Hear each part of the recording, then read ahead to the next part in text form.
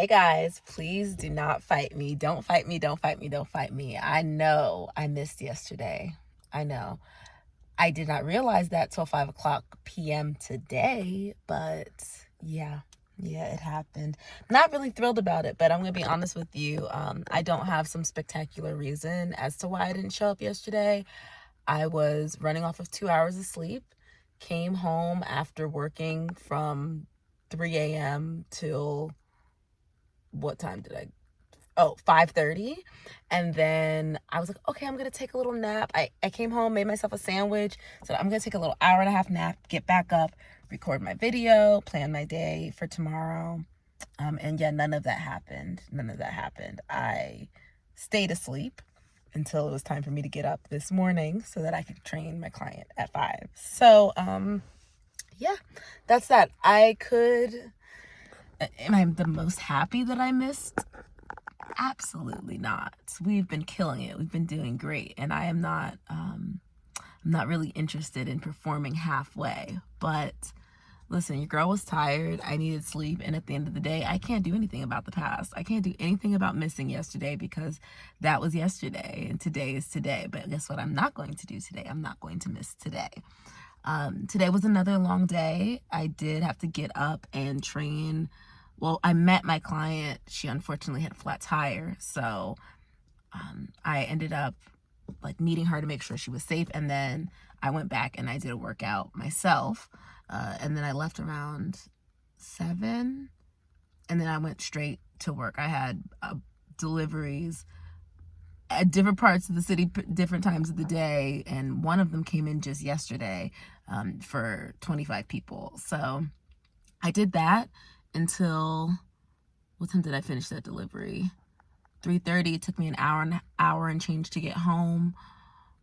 I stopped to get food, got back to the house around 5, and scrolled for 45 minutes because I was just like, I think I was just stuck. Honestly, I had been going and going and going, and I didn't really have a moment to just sit. And honestly, my feet hurt. So I was like, let me just sit down for a second. And I'm going to do some work at my desk in my room. And I just ended up scrolling.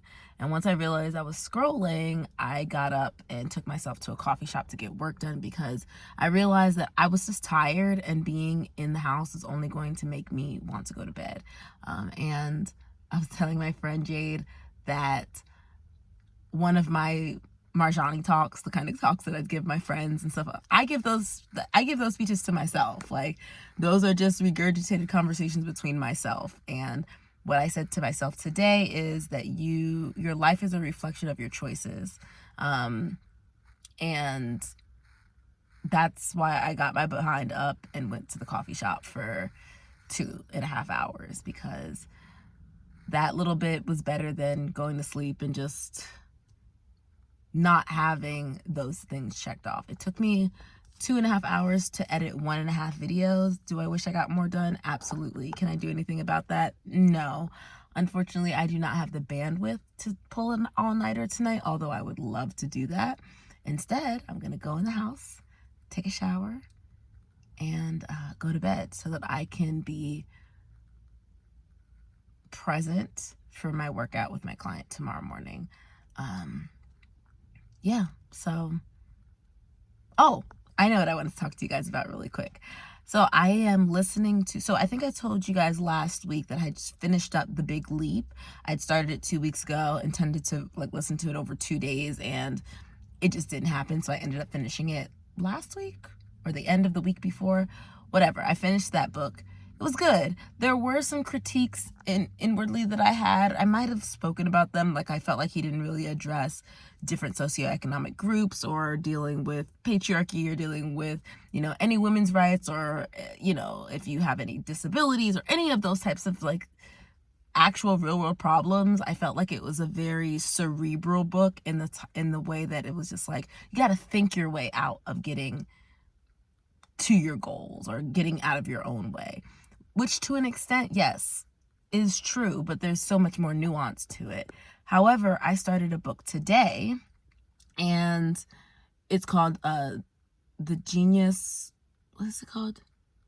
Zone of Genius, or something like that. Same author, right? And this book was written after he wrote The Big Leap. And I'm actually really glad I listened to that book today. I do have like 35 minutes left, but it's like 3.5 hours long.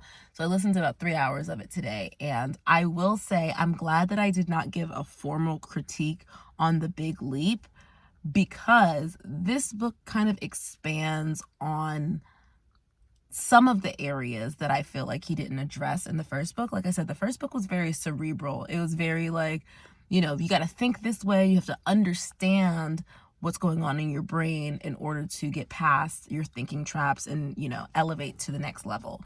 But I felt like there was, as I said, there were elements that were missing in terms of addressing different groups and some of the things that they might deal with in society that might act as additional hurdles to achieving that mental resilience that he's talking about and that understanding.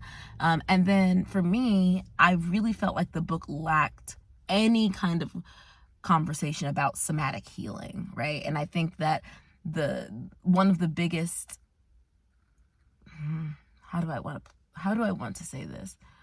One of the biggest hurdles that very intelligent people have when it comes to dealing with their trauma is that they're too smart for their own good, right? They think that they can think their way out of their trauma, and that's not true. Like, some people might disagree with me, but healing is a holistic experience, right? So awareness doesn't mean that you have healed yourself. Awareness just means that you might understand a concept. But healing often happens in the body because trauma is stored in the body. It's a great book called The Body Keeps the Score. Really love that book. I've listened to it twice on audiobook, and I have the physical book as well. It's in the storage unit right now, but it's a great book, and it talks about the physical implications of trauma, right? And what happens to trauma in the body, the way that it manifests in disease, the way that it manifests in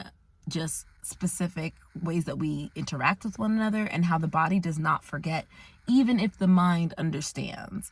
And so I felt like this book kind of started to really address somatic healing, which I was actually very proud of him for. I don't know this man, but I just felt the first book kind of gave rich white man that deals with rich white men, and it's all about like thinking your way out of the last things of your trauma that you need to deal with. Because in the first book he was talking about how he dealt with like $10,000 an hour clients. I'm paraphrasing, that might not have been the amount, please don't like quote me on that, but high ticket clients, people who are executives, people who have done very well in their lives and obviously could pay him a reasonable fee based on their level in life. And that's not to say he didn't work with different groups of people. He did, but he kind of went back into that story a little bit deeper when he is in this book. Now, there are still some things that I'm like, I don't know how I feel about those statements, but I do think that it's important that when people are looking at a specific topic, that they are able to look at it from an interdisciplinary standpoint. So I love this very business oriented kind of approach to looking at mindset, which was like The Big Leap. That was his first book. And I think that the second book, or whatever, iteration of book in his books that he has or whatever, I feel like the book that I'm reading and finishing now really kind of dives deeper into healing yourself somatically, and how understanding that awareness from that first book can only really be executed through the strategies that he talks about, like breath work and somatic healing, in the second book.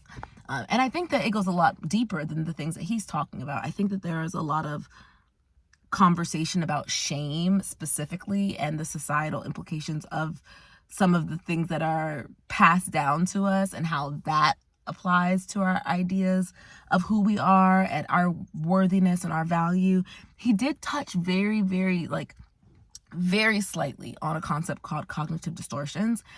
He talks about all or nothing thinking, which is like black and white thinking, which can be very dangerous. I think that our society currently is experiencing that a lot. I say this to people a lot, and it's just like as a kind reminder, is that many things can be true at once. Our society currently, especially the political climate, doesn't really have that kind of mindset. It's very like black or white, good or bad, left or right. And that can be true in lots of areas in our lives. And so he touched on that very quickly, but there are actually 19 main cognitive distortions that psychology goes through about that are basically thinking traps. And all of those affect how we deal with our identity, how we deal with our relationships with other people, how we deal with trauma, or what's the word I'm looking for? Adversity. So yeah, I do wish that he went in a little bit deeper with that, but it did inspire me to re-listen to a couple of the Brene Brown books. Oh, speaking of which, like 3 days ago, I mentioned Let Them when I was talking about my car and how like you can just release things and not hold stress. I want to go back to that because I actually said that it was Brene Brown who said that, but it's not. It's Mel Robbins. So I apologize. I thought about that yesterday and I wanted to make sure that I was addressing that. So if you are interested in the Let Them book, that's Mel Robbins, not Brene Brown. Brene Brown does have a great TED Talk and I believe a couple of books about shame specifically, and how debilitating of a resource that is as far as like motivation wise, and how it kind of fuels or does not fuel positive interaction with yourself and others. All very interesting readings. And I think that kind of getting this understanding of mindset and shame and trauma and confidence and all of these different aspects of what creates mental resilience and confidence and mental well-being all around, you have to look at it from different ways. So I like to read different authors that are coming at these vantage points from different lines of study, different world experiences. And then through that, I like to find the through line, because my belief is that truth is in what is similar, not in where we divert. Universal truths, right? So anyway, I've yapped enough. Excuse me. Obviously, I'm tired because I have tripped over my words about 15 times, but we're doing good. Oh, last thing. Yesterday, like I said, I missed my video and I was not very happy about it. So whenever I find that there is something that was in my control, but I did not rise to the occasion, or I fell short, or whatever happened, I try to use that as a learning opportunity instead of an opportunity for shame. Shame and guilting yourself really slows you down because it distracts your energy from being solution oriented to being in like a victim mindset of your own doing. If you only have a certain amount of bandwidth in your brain, don't use it on stressing about stuff you can't change, like the past. You can only affect your behaviors in the future. So if your behaviors in the past don't add up to getting you to the goals that you set for yourself, then that is now an opportunity for you to learn about yourself, to apply those lessons so you can get to your goals faster. And so why I say that is yesterday's miss of my upload reminded me that when I save, although I love talking to you guys at the end of the day and kind of giving you my thoughts at the end of the day and my recap, what I'm doing is I'm expecting my most tired self to show up for something that I'm saying is important to me. And it's worked thus far, but there are so many more days left. And if I don't want this 2 days that I've missed, because I missed one other day because of an upload. I did do it, but I did not make sure it uploaded. And now I rectified that, right? But I did technically miss it. And then yesterday, if I don't want those 2 days to become 5, to become 10 in the remaining, 55 days or whatever we have left of this, then I want to apply that learning. So I am going to try to prioritize doing my videos earlier. I know I mentioned that in the past, but I'm really going to make that a concerted effort over the next week or so to do that before like 1 or 2 o'clock, to get that uploaded, so that I'm not expecting the version of myself at 10 o'clock after I've been up for, 12, 14, 16 hours to remember and have the energy to give you guys the best version of myself. So I hope this was helpful. I know I'm yapping a lot more than I thought I was going to, but I was feeling inspired. Anyway, I'm going to go back into the house now and wrap up my night. Love you guys. Bye.